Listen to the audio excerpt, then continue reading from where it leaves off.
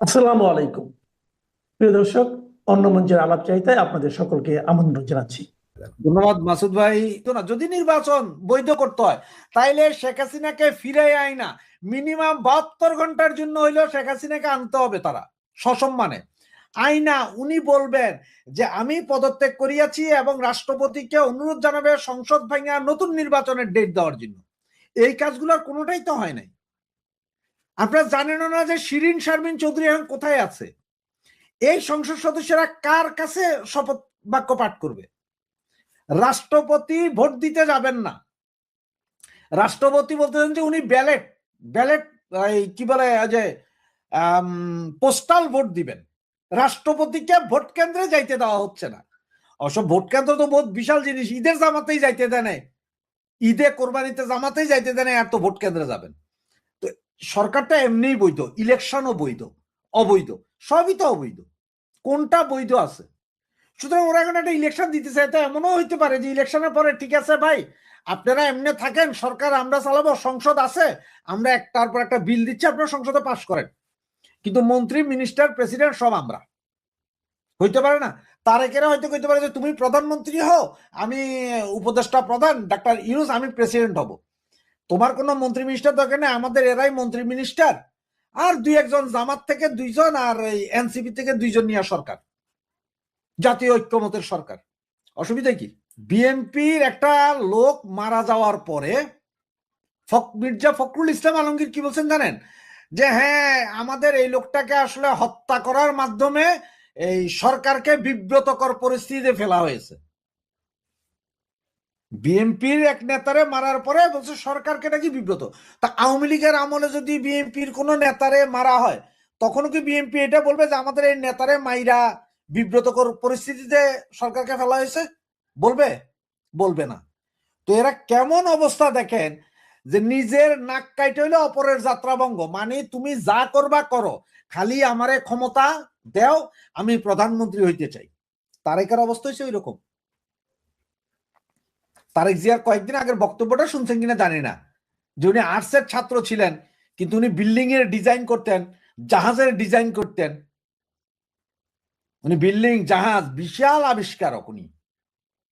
যেন আজকে আবার জামাতের আরেক নেতার বক্তব্য শুনলাম, উনি নিজে রাজাকার, জামাতের ওই নেতা নিজে রাজাকার।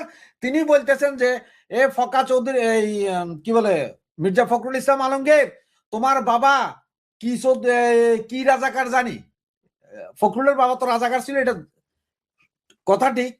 চোখা মিয়া রাজাকার, সে রাজাকার ছিল, পাকিস্তানি আনাদার বাহিনীর সাথে বাংলাদেশিদের হত্যা করছে।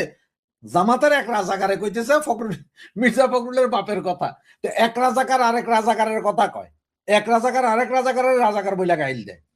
পৃথিবীতে এমন কোন ইয়ে পাইবেন না, যখন মুক্তিযোদ্ধা থেকে মুক্তিযোদ্ধা বলেন এরা রাগ হয় না, রাজাকারের রাজাকার বললে কিন্তু তেলে বেগুনে বাইজেলা ওঠে।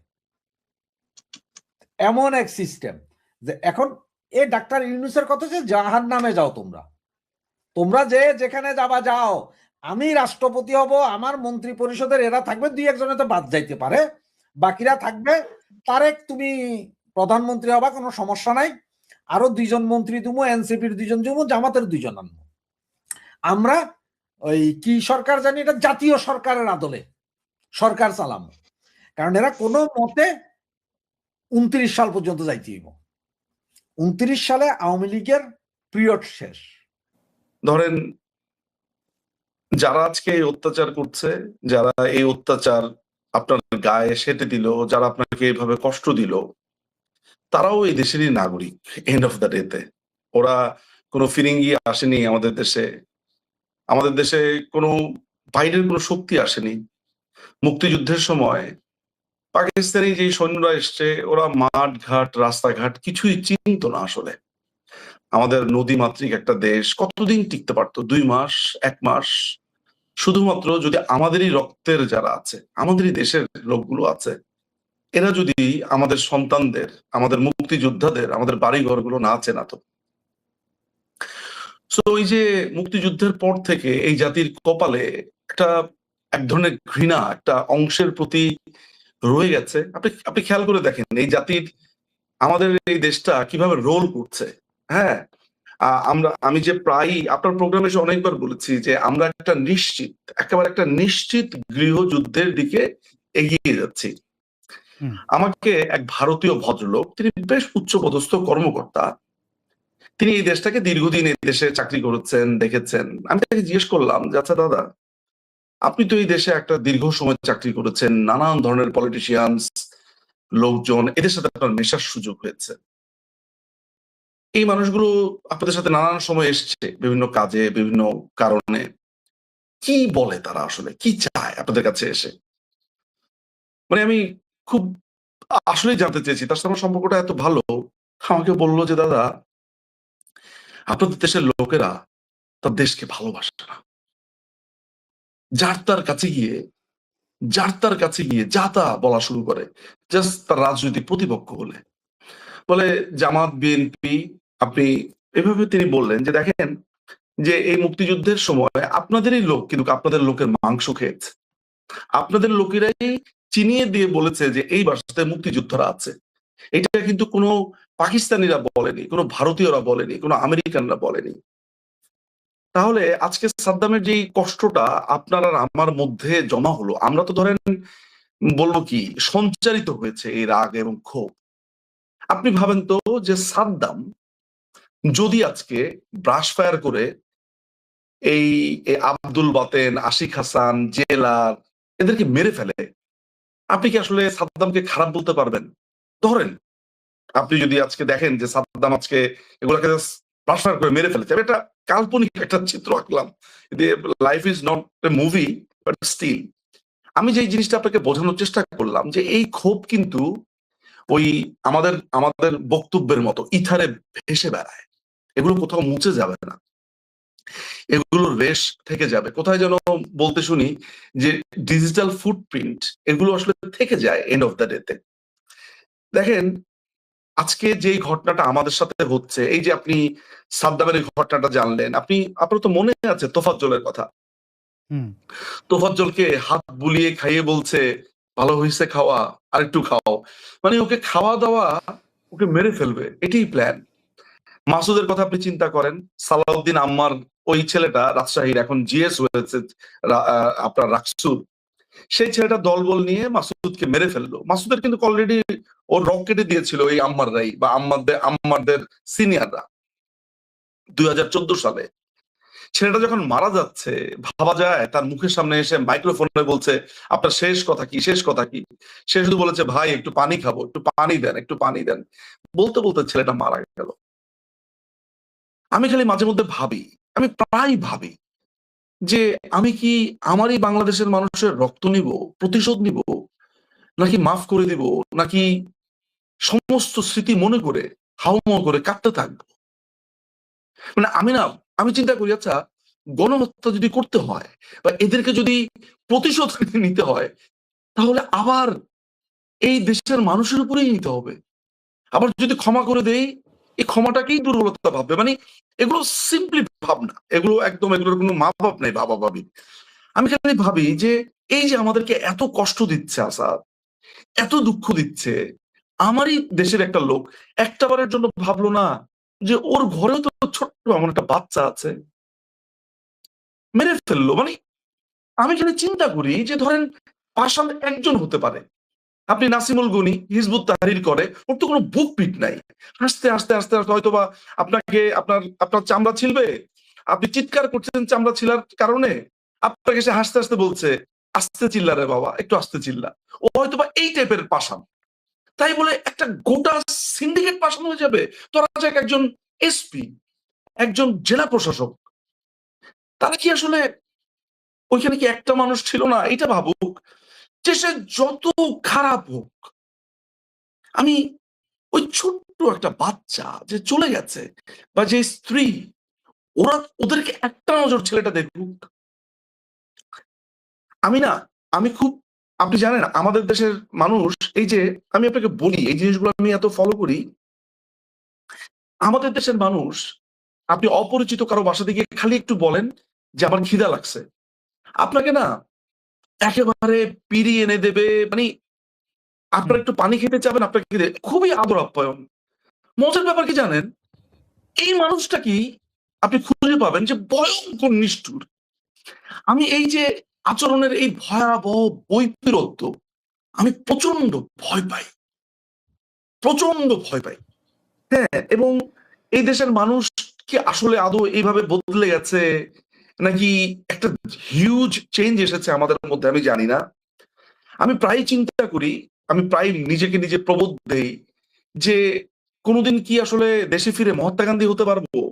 যদি মহাত্মা গান্ধী না হই তাহলে আসলে খুবই দুষ্কর এসব সমস্ত কিছু ভুলে থাকা। আমাদের সাথে যা কিছু হয়েছে বা হচ্ছে আচ্ছা ২ টার একটা। একটা হচ্ছে আপনাকে মাফ করে দিতে হবে। আপনাকে একদম পুরো মানে কিছুকে আপনি হয়তোবা আয়ত্তে আনবেন, আদালতে আনবেন, কোর্টে আনবেন। আদারওয়াইজ একটা বড় অংশকে আপনার ক্ষমা করে দিতে হবে। তা না হলে আপনি বাঁচতে পারবেন না। আপনি জানেন আমি সবচাইতে কোন জিনিসটা ভাবি? আমি ভাবি আমি যখন দেশে ফিরবো, ঠিক আগের মতো যখন আমি নীল খেতে যাবো, যেখানে সেখানে রাস্তার ধারে চা খাবো। ধরেন আমি তো কি টাইপের আমি জানি না আপনি জানেন কিনা? আমি টং দোকানের চা, তারপর একটা হুম, রিক্শাওয়ালা হুম। দেখলে রিক্শাওয়ালাকে ধরে তার সাথে গল্প করা, তাকে জড়া ধরা। তারপরে রিক্শাওয়ালাকে কোনদিন আমি মানে আমি আমি কখনো কোনো মানুষকে একটা রিক্শাওয়ালাকে দেখে অনেকে কিন্তু তুই করে বলে, এই করে। আমি কিন্তু অল দ্যা টাইম মানে আমি রেসপেক্ট এগুলো আমার জানেন মাঝে মধ্যে আমি ভাবি যে আমি যখন দেশে ফিরবো, আমি কি আর এই মানুষগুলোকে কোনদিন বিশ্বাস করতে পারবো? ধরেন ধরেন আমি কোনো একটা টং দোকানে চা খাচ্ছি। আমার না খালি মনে হতে থাকবে এই ছেলেটা বা এই চা দোকানদার এও মনে হয় গণভবনে গেছে লুটপাট করতে। এও মনে হয় ৩২ ভেঙেছে। আমার না মনে হবে যে দম বন্ধ হয়ে আসবে আমার কাছে মনে হবে। এই যে আমি জানেন আমি বই কিনতাম। আমি একটা ছেলের কাছ থেকে প্রায় ৩.৫ লাখ থেকে ৪ লাখ টাকার বই কিনেছি। আর বিচিত্রা তো কিনেছি ইন ওয়ান গো। সেই ছেলেটা ৫ অগাস্টের পরে আমার ঠিকানা দিয়ে দিয়েছে একটা বই বিক্রেতা। যে বিচিত্র বই নামে একটা বই আছে দেখবেন। হ্যাঁ, ছেলেটার নাম হচ্ছে সাজ্জাদ, মাগুরাতে বাড়ি। একটা ব্যাংকে চাকরি করে। জানেন এই ছেলেটা ৬০,০০০ টাকা দিয়ে আমি তার কাছে বিচিত্রা কিনেছি। অসংখ্য বই আমি সাজ্জাদের কাছ থেকে কিনেছি। ৫ তারিখের পরে ও ধুম করে আমার ঠিকানাটা দিয়ে দিল অনলাইনে। তো আমি এই যে সাদ্দামের কথা বলতে গিয়ে এই কথা কেন বললাম জানেন? Asad, we are odd man in the society. আমি আর আপনি কমপ্লিটলি অড ম্যান। হুম। আপনি আপনার বয়স কত? আমি আমি ধারণা করি যে ইউ আর ভেরি ইয়াং ৩৪। একটা ছেলে। হুম। আপনি আপনার এই ইয়াং এজে ঠিক কত বছর এক্সাইলে আছেন? বছর। আমার ছেলের বয়স ১৫ হবে। মানে আপনি আমার ছেলেটার বয়সের জাস্ট ১ বছর বা ২ বছর থেকে আপনি এক্সাইলে। Why? বিকজ আপনার ভিউ ভিন্ন। আমি যখন এগুলা ধরেন ভাবি যে দাউদ হায়দার জাস্ট একটা কবিতা লেখার কারণে কোনদিন আর দেশে ফিরতে পারেননি। তসলিমা নাসরিন সিম্পলি তিনি তার কথা বলেছেন। এক দলের অনুভূতিতে আঘাত লেগেছে। এক দল সেটা পছন্দ করে না। আমি খালি যখন এগুলো ভাবি, আমার যখন এগুলো মাথাতে আসে, তখন আমার কাছে মনে হয় যে আপনাকে আমি বুঝাতে পারবো না যে এই সাদ্দামকে যখন আজকে দেখেছি সে বলছে তার তার পুত্রের কবর ছুঁয়ে, আপনি কোনদিন হাজার চেষ্টা করে সাদ্দামকে কখনো তার যদি সাদ্দামের উপকার করতে হয় তাহলে যেটা করতে হবে ওকে কোনো একটা ঔষধ দিয়ে ওর সমস্ত স্মৃতিকে নষ্ট করে দিতে হবে। আদারওয়াইজ এই ছেলে বাঁচবে না তো। এই ছেলে বাঁচবে না। আমি আপনাকে বলে রাখলাম। এগুলোর বিচার হবে। আর একটা বিষয় তারা নিজেরাও কিছু শাস্তি পাচ্ছেন। যেমন আম আনিস আলমগীর, আব্দুল নূর তুষার এবং পান্না সাহেব ওনারা অনেকটা বন্ধু মানুষ। এখন আনিস আলমগীর জেলে রয়েছেন। পান্না সাহেব জেল থেকে বের হয়েছেন। আব্দুল নূর তুষার কি হবেন সেটা একটা বিষয় বা আমাদের অধ্যাপক কলিমুল্লাহর ব্যাপারটা আমরা জানি। সম্প্রতি লায়েকা বশির একজন শিক্ষক নেটওয়ার্কের খুবই চিহ্নিত ফ্রন্ট লাইনে থাকা লালবদর বুদ্ধিজীবী। তো তিনি চাকরি হারিয়েছেন এই তার কলিগ সহ এই ইউনূসের আমলেই। এবং এগুলো যারা বুদ্ধিদীপ্ত মানুষজন যাদের আমরা মনে করি যারা নিজেদেরকে এলিট হিসেবে আমাদেরকে পরিচয় করে দেয়, তাদের ব্যর্থতা আর গ্রামের এক কালাচোরার ব্যর্থতা এক না। নাসিরুদ্দিন পাটোয়ারির মতো গুপ্ত আর এই বুদ্ধিজীবী ফরহাদ মজার এক না। তো তাদের বিচার তো অবশ্যই হবে। আপনি ক্ষমার কথা বলেছিলেন, ক্ষমা অনেকেই করা উচিত। হয়তো অনেকেই গেছে কিন্তু তার অপরাধ অনুযায়ী। আর মজার বিষয় ১৯৭১ এ যেটা আমরা পারিনি, এখন সবকিছু আপনি বলছেন আপনার মনে হবে। আপনার তো মনে হওয়ার দরকার নাই। ওই চায়ের দোকানদার ওখানে ছিল কিনা? তার আশেপাশের লোক কোথাও না কোনো ফেসবুকে না কোথাও না কোনো পোস্ট আছে, কোথাও না কোনো ভিডিওতে দেখা যাচ্ছে সে চুরি করেছে কিনা। সুতরাং মামা এবার যাবা কই। আমি আপনাকে যেই জায়গাতে বেসিক্যালি ফোকাসটা আপনি যে জায়গায় করবেন যে জি আপনি আপনার দেশে হেঁটে যাচ্ছেন কিন্তু আপনি কাউকে বিশ্বাস করতে পারছেন না। আমি কিন্তু এই যে এইটার যে কষ্টটা আপনি খালি এই ফিলোসফিক জায়গাটা ধরেন যে আপনি একটা দেশে বসে আছেন কিন্তু আপনি মানে একটা গৃহযুদ্ধ কখন হয় জানেন? এই পার্টিকুলার সিচুয়েশনে গৃহযুদ্ধটা নিজের আপনি সোমালিয়াতে ট্রাইবে যুদ্ধ। আপনি আসাদ, আমি আপনাকে লিখে দিচ্ছি আসাদ, এই দেশে একটা ভয়ঙ্কর গৃহযুদ্ধ চলছে। এখন মানসিকভাবে চলছে, ভবিষ্যতে হ্যাঁ সেটা অস্ত্র নিয়ে চলবে কিনা সময় বলে দিবে। আপনি যদি বুদ্ধিজীবীদের ভূমিকা যদি বলেন বা যারা সুশীল আচরণ করেছে তাদের ভূমিকার কথা যদি বলেন আর ভবিষ্যতের কথা বলেন, আমরা মনে হয় ভবিষ্যতের আলাপটা এরই মধ্যে করেছি আসাদ, যে জি এটা যে একটা ডিভাইডেশন এবং আমাদের দেশের মানুষরাই যখন আমার মাংস খুবলে খাচ্ছে, সেটা জামাত বা বিএনপি আপনি যাই বলেন না কেন, এই যে কোনো লিমিট রাখলো না। আমি আসলে এই ক্ষেত্রে যেটা বলবো সেটা হচ্ছে যে এই যে আপনি আপনার র্যাথ, আমি কিন্তু আপনাকে প্রতিশোধ পরায়ণ বলছি না, আমি বলবো একটা র্যাথ, যে আওয়ামী লীগ মানেই তাকে শেষ করে ফেলতে হবে, খুন করে ফেলতে হবে। এই যে এই পুরো জিনিসটাকে এক ধরনের নর্মালাইজেশন করা, যে আওয়ামী লীগ মানেই হচ্ছে তাকে পিষে ফেলতে হবে, মেরে ফেলতে হবে, কে ফেলতে হবে, এই জিনিসটা কিন্তু ফিরে আসবে এক সময়।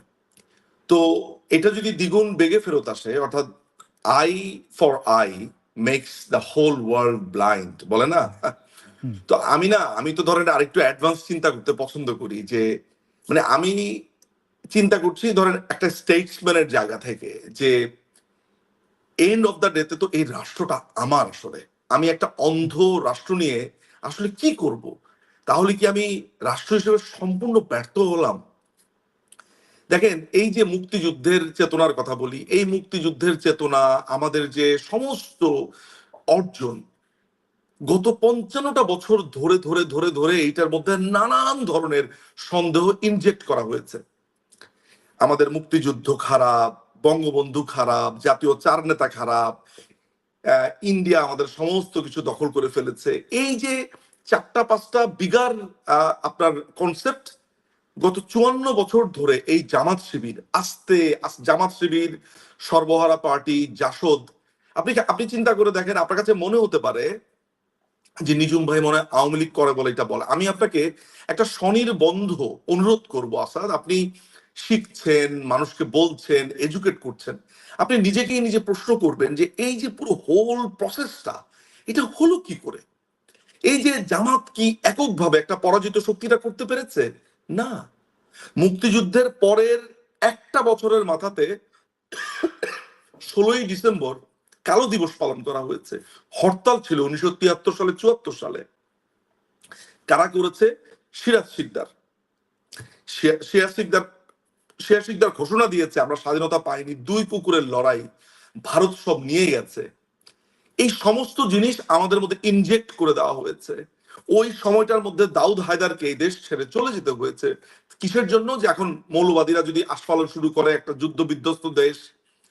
সমস্ত কিছু মিলিয়ে আপনার কাছে মনে হবে গত 54 বছরের একটা প্রজেক্ট জাস্ট তারা পাস করেছে, তারা তারা তারা জাস্ট জিতে গেছে। ফলে আপনি আমার দেশের কোনো কিছু আর অক্ষত নাই। ফলে আপনি ভবিষ্যতে আমি কি করব, ভবিষ্যতে আমার আমার আমার ধরেন ভবিষ্যতে আমি ধরেন রাষ্ট্র ক্ষমতাতে আসলাম, তখন তো প্রশাসন বলেন প্রশাসন আমার কাছে থাকবে, বা আমার তখন নির্দেশগুলো মানবে, বা আমাদের যারা নেতাকর্মী আছে, আমরা যারা আছি, তাদের তাদের একটা বড় ধরনের সুযোগ থাকবে অনেক কিছু করার। কিন্তু আপনাকে আসলে এখনই ভাবা প্রয়োজন যে আমরা আসলে কি করব, আমাদের কি করা উচিত, আসলে আমরা কি এই রাষ্ট্রটাকে চাই? মানে আমি না এগুলো ভেবে, আমি আপনাকে আগেই বলেছি যে এগুলো ভেবে আমি কুল কিনারা পাই না। একদিকে ধরেন যখন দেখছি যে সাদ্দাম তার সন্তানের মাটি ছুঁয়ে কাঁদছে, হ্যাঁ, আপনি হয়তো অনেককে ট্রায়ালে নিবেন, আপনি কি তাহলে একটা সিম্বলিক ট্রায়াল করবেন? আপনি কি তাহলে একটা রিকনসিলিয়েশন প্রসেসে যাবেন? এই রিকনসিলিয়েশন প্রসেসটা কি হবে আসলে? এই রিকনসিলিয়েশন প্রসেসটা কি আসলে কাজ করবে? গত 54 বছর 55 বছরে পরাজিত শক্তিরা আজ পর্যন্ত ক্ষমা চায়নি, আজ পর্যন্ত তারা স্পষ্টভাবে বলেনি একাত্তরের গণহত্যা, মানুষের বাড়ি চিনিয়ে দেওয়া, রাজাকারি করা, আমরা পাকিস্তানের পক্ষ থেকে এই দেশের মানুষকে খুন করেছি, আমরা দুঃখিত, আমাদেরকে ক্ষমা করে দেন, আমরা অপরাধ করেছি, এইটা তো নাই। বরঞ্চ এখন শুনছি যে এরা নাকি রাষ্ট্র ক্ষমতাতেও যাবে। আপনি যেই দিকে তাকান, যতগুলো, আপনি হিজবুত তাহরির বলেন, জামাতুল মুজাহিদিন বলেন, আপনি হুজি বলেন, যতগুলো এক্সট্রিমিস্ট পার্টি আছে তাদের প্রত্যেকটার প্যারেন্ট অর্গানাইজেশন হচ্ছে জামাতে ইসলামী। প্রত্যেকটা আমি সমূলে উপড়ে ফেলতে পারিনি। দিনের পর দিন, বছরের পর বছর বিএনপি এদেরকে লালন পালন করেছে। গোলাম আজমকে এই দেশে আসতে দিয়েছে জিয়াউর রহমান। জামাতি যখন বঙ্গবন্ধুকে হত্যা করে ফেললো, সমস্ত যারা এক্সাইলে ছিল পাকিস্তানে, এই নিজামি বলেন, মুজাহিদ বলেন, বাকি যারা যারা যারা যারা ছিল, সবাইকে একটা অ্যাকোমোডেট করে দিয়েছে জিয়াউর রহমান। আমরা যেটা বুঝলাম যে আমি ছোটবেলায় শুনেছি যে বঙ্গবন্ধু স্বাধীনতা চান নাই, তাহলে বঙ্গবন্ধুকে তোমরা আপন করছো না কেন? আবার বলা হচ্ছে বঙ্গবন্ধু নাম ছিল, মানে শেখ মুজিবুর রহমানের নাম ছিল দেবাশিস চক্রবর্তী, তিনি তিনি খারাপ। মানে কেন দেবাশিস চক্রবর্তী, মানে যদি এটা হয়েও থাকে, তিনি যদি আগে হিন্দু থাকেন তাহলে তো তিনি মুসলমান হয়ে গেছেন, তাহলে তো তোমরা আপন করবা। জিয়াউর রহমানকে বলা হয় স্বাধীনতার ঘোষক, অথচ জিয়াউর রহমান নিজে বঙ্গবন্ধুর বিহাফ অফ বঙ্গবন্ধু শেখ মুজিবুর রহমান, তাকে গ্রেট লিডার অফ ইন্ডিপেন্ডেন্স, এগুলো স্বীকৃতি দিয়ে জিয়া এই ঘোষণা দিয়েছে বঙ্গবন্ধুর পক্ষে। তো বঙ্গবন্ধুর পক্ষে আমি একটা চিঠি লিখলে আমি কি ওই চিঠির মানে চিঠি আমার হয়ে গেল নাকি? তো এই যে স্ববিরোধী অবস্থা, নিজম ভাই, এটাই আমি বোঝাতে চাইছিলাম যে তাদের এই এই 54 বছর 55 বছরে তাদের এই দুঃখ শেষ হইল না, তারা স্ববিরোধী থেকে গেল। আপনি জামাতের কথা বলছিলেন, আপনি বলছিলেন যে আসলে বাংলাদেশে এরা যে অপরাধগুলো করে ফেলেছে, এদের আমলনামা এত ভারী হয়েছে যে আসলে এটা কি হবে আমরা জানি না। গণ আদালত হোক, এদের বিচার হোক। এইটা একটু আশ্বস্ত করি এবং যারা দর্শকরা আছেন, সেটা হচ্ছে যে আপনি আমাকে যখন ভবিষ্যতে আমাদের কি হবে, কি করব, এটা নিয়ে যেমন এক ধরনের অস্থিরতার মধ্যে আমাকে দেখেছেন যে আমরা আসলে কোন জায়গাতে, একটা জায়গাতে আমরা অসম্ভব ভাবে স্থির, সেটি হচ্ছে জামাতে ইসলামকে একেবারে ধরেন শিকড়, একটা মাটির যেই পর্যন্ত যায় সেখান থেকে ওদেরকে নির্মূল করা হবে। জামাত ইসলামকে একদম, মানে ওই যে বলে না যে মিউজিয়ামে রাখা, এক বাংলাদেশে এক সময় একটা পার্টি ছিল, জামাতে ইসলামকে ঠিক মিউজিয়ামে রাখা হবে। এটা আমি আপনাকে হলফ করে, শুধু আমি না, আমার মতো যারা অ্যাক্টিভিস্ট আছে, দলীয় সমর্থক আছে, কর্মীরা আছে, তারা আপনাকে কথা দিতে পারে এবং আপনার দর্শকদেরকে কথা দিতে পারে যে জামাতে ইসলামী আজীবনের জন্য নির্মূল হয়ে যাবে। এই জামাতে ইসলামের চেহারা আর কোনোদিন কেউ দেখতে পাবে না এই বাংলাদেশে, এবং তাদের রাজনীতি ঠিক ওই দিন পর্যন্তই শেষ যেদিন আমরা আবার ফিরব, আমরা যেদিন আবার মাঠে ফিরব। আপনি তাদের মুনাফিকি আচরণের কথা বললেন, তাদের মুনাফিকি আচরণের জন্য সিগারেট খায় না, ওই শারিয়ারের মতো একটা অসম্ভব রকমের মিথ্যুক, ভুল ব্যাখ্যাদানকারী, একেবারেই আইন না জেনে ইতিহাসের আপনার মিথ্যাচার করা একটা লোকের উদাহরণ দেওয়ার প্রয়োজন নাই। সবচেয়ে বড় উদাহরণই হচ্ছে এরা নিজের দেশের মানুষের উপরে গণহত্যা চালিয়েছে। এরা নিজেদের দেশের মানুষের বছরের পর বছর তাদের রক কেটেছে, খুন করেছে এবং এই দেশের স্বাধীনতার সম্পূর্ণ বিপক্ষে ছিল। আমার মনে হয় না যে জামাতকে প্রমাণ করবার জন্য মানে আমাদের নতুন করে কিছু দেখার দরকার আছে।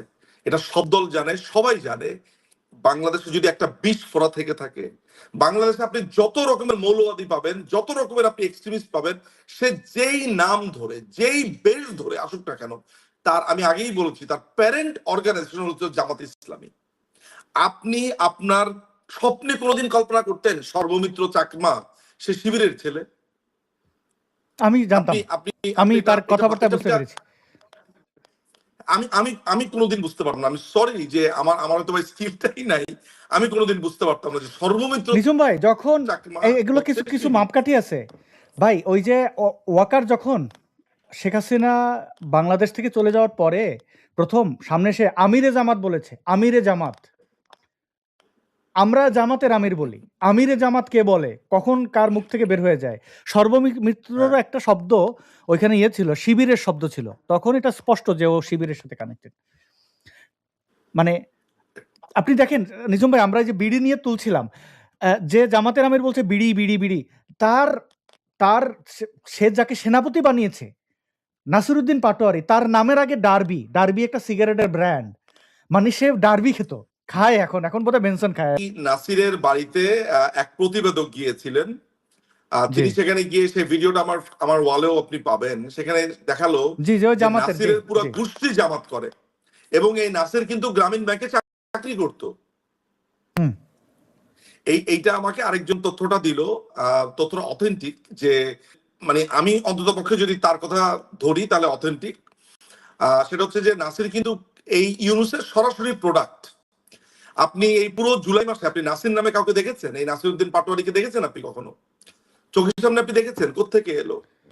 মানে মজার ব্যাপার হচ্ছে যে আমরা একটা লম্বা সময় ধরে বলেছি, করোনার সময় যখন এবি পার্টি হলো, ওই যখন আমরা তাজুল ইসলামকে সেখানে দেখলাম, আমরা বললাম যে এবি পার্টি এখন ভাঙার ভাঙ ধরেছে। এটা হচ্ছে তাদের সম্পূর্ণ আমাদেরকে ধোকা দেওয়া। অর্থাৎ তাদের একটা তরুণ অংশ বের হয়ে বলবে যে আমরা আর জামাতের সাথে নাই, জামাত 1971 সালে যা করেছে এটার জন্য মাফ চাইতে হবে। আপনার তখন তাদের প্রতি এক ধরনের দয়া হবে। মানে ওরা আপনাকে যখন আমাকে কোনো অফারটা দিল, কোনো কোনো অ্যাসাইনমেন্ট দেবে, এটা করতে হবে আচ্ছা আমাকে। ওকে ওকে ওকে ওকে হুম হ্যাঁ, তো আমাকে আচ্ছা যখন বলা হয়েছে যে আপনি আমাদের এই বিষয়ে কিছু কাজ আছে এগুলো করবেন, আপনি একটা ভালো অ্যামাউন্টের টাকা পাবেন। আমি তাকে পাল্টা প্রশ্ন করেছি যে আমি তো এমনিতেই আমি টাকা আপনি কেন আমাকে দেবেন? বা টাকা আমি কেন নেব? এটা ছিল প্রশ্ন। সমকামী নই, কিন্তু আমি তো আপনাদের রাইটস নিয়ে অনেকদিন ধরে কাজ করি। আমি হিন্দুদের রাইটস নিয়ে কাজ করি। আমি আহমেদিয়াদের রাইটস নিয়ে কারোর কাছ থেকে টাকা আপনি যদি নিজাম ভাই আমাকে বলেন যে আসলে এটা করেন, আমি প্রথমে আপনাকে প্রশ্নটা করব, ভাই টাকাটা কেন? কারণটা কি? এখানে ঘটনাটা কি? তো সে হেসে মানে একটা একটা হাসি দিয়েছিল, হাসিটা আমার এখনো মনে পড়ে। যে ওইটা হাসিটার মিন্স ছিল, এখন বুঝতে পারতেছি যে কত বড় বচন্দ্রীয় আর কি, যে তুই একটা এত বড় একটা অফার নিলি না। তো বেঁচে গেছি ভাই, মানে কোনো কারণে যদি ওইটা নাম শুনতেও বলেন যাইতাম না, নাম তাহলে বলেন। আজকে আজকে এদের নাম বলা তো নামটা আমি প্রয়োজন, আপনাকে নাম বলে নামটা দেন। আপনাকে ব্যক্তিগতভাবে বলবো, কারণ আমি শঙ্কা করি যে তাকে যদি মেরে ফেলে এই জামাতিরা, মেরে ওই ইয়ার মতো হাদির মতো কোনো একটা ইয়া বানাইতে পারে, আমি তাকে তার মতো দালালকে আমি ওই মর্যাদাটা দিতে চাই না। হ্যাঁ, আচ্ছা মানে বলির পাঠার জন্য তো একটা কলা গাছ তো আর কেউ বলি দেয় না, পাঠাই দেয় মানে মাংস খাবে বলে। আপনি তো আমি এই হোচিমিনের কথা আপনাকে আমি বলি। জি হোচিমিনের যখন বগুড়ার বাড়িটা দখল হয়ে যাচ্ছিল, হোচিমিন অনেকবার বলেছিল যে আমার কাছে সাহায্য চেয়েছিল। একটা পর্যায়ে হোচিমিন আপাকে আপনার টেক্সট করে এবং উইথ অল হার সারপ্রাইজ প্রধানমন্ত্রী রেসপন্স করে এবং প্রধানমন্ত্রী তাকে গণভবনে আসতে বলেন। তো আপনি জানেন যে নর্থ সাউথ ইউনিভার্সিটিতে হোচিমিনকে কেন্দ্র করে যেটা হয়েছে, এটা তো পুরোপুরি একটা সেট আপ ছিল। হ্যাঁ, এটা ওদেরই একটা সাজানো ঘটনা ছিল। সেই সময়টাতে ঢাকাতে আমার স্টুডিওতে আমি হোচিমিনকে আমন্ত্রণ জানাই। হোচিমিনের সাক্ষাৎকার নেই এবং সেটা আমার ফেসবুকে এখনো আছে। হোচিমিনের প্রতি আমার একটা অল দ্য টাইম একটা এক ধরনের মানবিকতা বোধ এই কারণে ছিল যে এই মানুষগুলো যেই একটা ভয়ানক অবস্থার মধ্যে দিয়ে যাচ্ছে, তাদের জীবন ধারণ এন্ড এভরিথিং, আমার মনে হয় যে এইগুলো মানুষের সামনে আনা উচিত এবং তাদের প্রতি যে ঘৃণা পোষণ করে একটা অংশ, এটা মনে হয় একটু ইজ করা প্রয়োজন। কারণ তারা তো কারো ক্ষতি করছেন এবং কার সেক্সুয়াল আইডেন্টিটি কি, কার সেক্সুয়াল ওরিয়েন্টেশন কি, এটা আমি আর আপনি বদার করার কে? এটা একটা সভ্য দেশে তো হতে পারে না। সেই জায়গা থেকে আমি কিন্তু তাকে প্রমোট করেছি। অথচ দেখেন হোচিমিন এত বড় বেইমান, এত বড় বেইমানি করলো, এত বড় সে এত কিছু করলো সে ভেতরে ভেতরে, জাস্ট আপনি মানুষের উপরে বিশ্বাস হারানো পাপ। আমি আরেকটা নাম বলতে পারি, আরিফ রহমান। আপনি জানি না কতটুকু জানেন, জামাতি বলতো, পিয়াল ভাইদের পুরো গ্রুপটা তাকে জামাত বলতো, শিবির বলতো এবং ওনারা কিন্তু ঠিকই চিনেছে শিবির এবং জামাত। মুশকিল হচ্ছে আমি তো ছাত্র রাজনীতি করিনি, ফলে আমি কিন্তু ধুম করে চিনতে পারি না আসলে। এটা এটা আমার একটা ল্যাকিংস, আমি সাথে সাথে চিনতে পারি না। ওরা নিজাম ভাই, ছাত্র রাজনীতি এরকম করার লোকজন। 100টা লোক ছিল আমার খুব কাছের, মানে তাদের সাথে আমার নিয়মিত যোগাযোগ ছিল।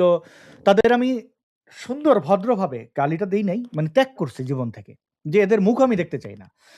এরা এরা জাতীয় গাদ্দার, এই বাংলাদেশে গাদ্দার হিসেবে তারা থাকবে। মানে দেখেন, মানে এরা কতটা ছোট লোক, চিন্তার যে এরা কত টাকা বিক্রি হয় এটা শুনলে অনেকে দর্শক হাসবেন।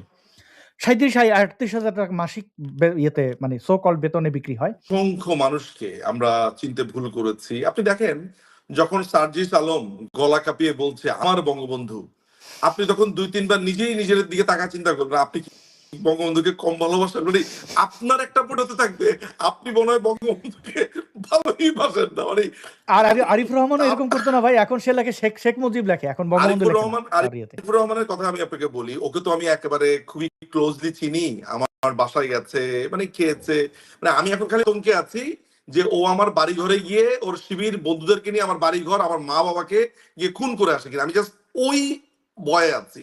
আমি আপনাকে বলি যে আরিফ তার বইয়ের ভেতরে অসংখ্যবার 25শে মার্চে বঙ্গবন্ধু স্বাধীনতার ঘোষণা কিভাবে দিয়েছেন, 25শে মার্চে দিবাগত রাত্রে দুনিয়ার নথিপত্র সমস্ত কিছু এনে প্রমাণ করেছে।